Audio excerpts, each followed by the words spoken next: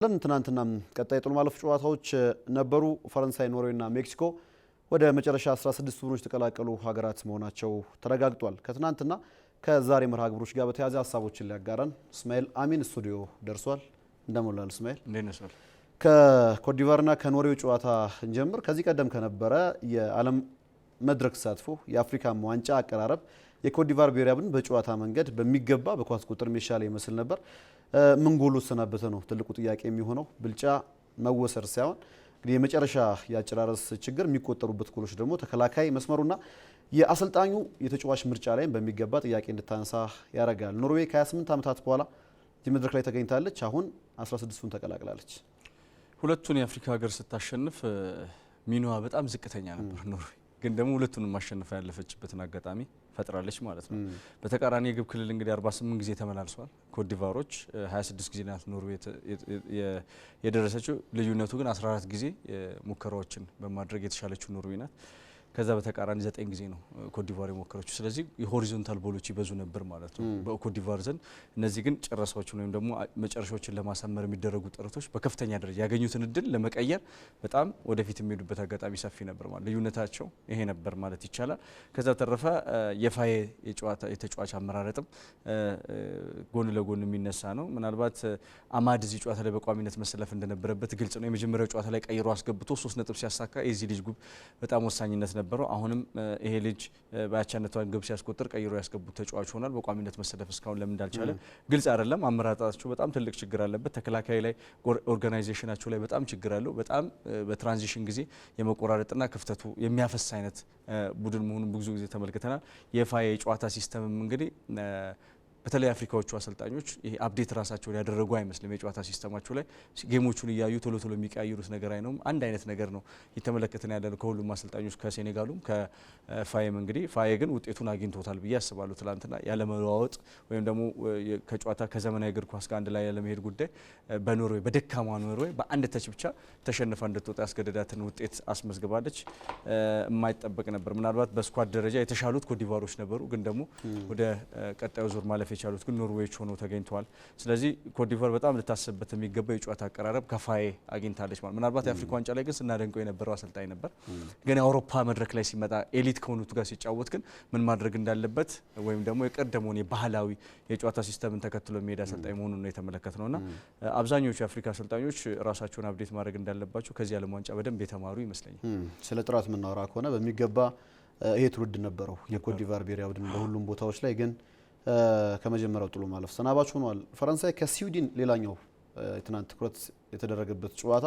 ፈረንሳይ በተከታታይ የዓለም ዋንጫዎች ላይ አሁንም ሌላ ጠንካራ መልክን እያሳየችን ትገኛለች።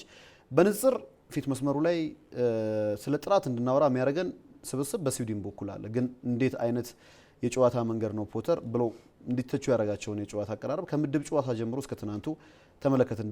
ደካማው ብዙ እድሎችን የማይፈጥረው በተቃራኒ ቡድን ብዙ ብልጫ የሚወሰድበት ግን ደግሞ በተቃራኒው ያለውን ስብስብና የተጫዋች ጥራት የሚጠቀመው የፈረንሳይ ብሔራዊ ቡድን አሁን ምናልባት ስለ ፈረንሳይ ብዙ ተወርቷል አይደል? ግን ስለ ስዊድን ማውራት ከጀመረን ፈረንሳይ እንዴት ጨዋታው ለምን እንደቀለላት በደንብ በትክክል የሚገልጽልን ይመስለኛል። ስዊድን 5-1 እንግዲህ በሆላንድ የተሸነፈችበትን አጋጣሚ አይተናል። የመጀመሪያው ጨዋታ ጀምሮ ድሎችን በብዛት የማይፈጠር መከላከሉ ላይ በጣም ደካማ ይሆናል፣ ከፊትም ከኋላም በጣም ደካማ የሆነ በማጣሪያው ተቸግሮ በኔሽንስ ሊግ እዚህ ደረጃ ላይ የደረሰ አይነት ቡድን ነው ስትመለከት። ስለዚህ በደንብ ኋላው በደንብ አድርጎ የሚያፈስ ኮንትሬሽን የሌለው ከተከላካዩና ሚድፊልዱ በጣም መራራቆች የበዙበት ሁለት የፊት አጥቂዎችን ይዞ መሀል ሜዳው ጋር ግን መገናኘት የማይችል ለፈረንሳይ ብሔራዊ ቡድን የጨዋታ ሲስተምን የሚፈቅድ ቡድን ሆኖ ቀርቧል እዚህ ቦታ ላይና ፈረንሳይ በያዟቸው ከወገብ በላይ የጨዋታ ሲስተሞች ቹዋሚኒና ራቢዮትን ጨምሮ አራቱን የማጥቃት እንቅስቃሴዎች ስትመለከት የስዊድን ጨዋታ በጣም ይቀለዋል ማለት ነው። በአንጻራዊነት ሆላንድ በዛ ደረጃ የኪዩማን ቡድን እንግዲህ ተከላካይ ቡድን መሆኑን እናውቃለን።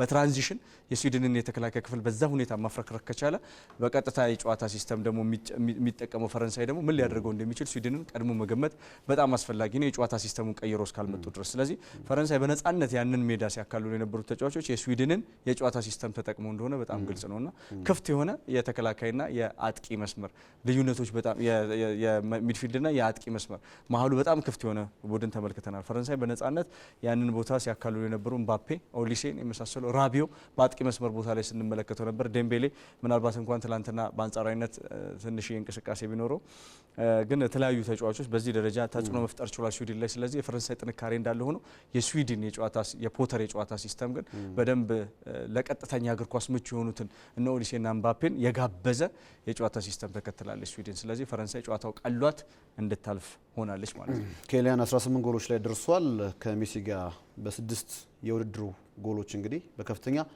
ግብ አግቢነት ላይ ይገኛል። የጣምራ አስተናጋጁ ሀገር ሜክሲኮ ናት። በ40 ዓመታት የዓለም ዋንጫ ጉዟ ይሄ ጠንካራ ውጤቷ ሆኗል። ኢኳዶርን አሸንፋ ወደ መጨረሻ 16 ቡድኖች አልፋለች።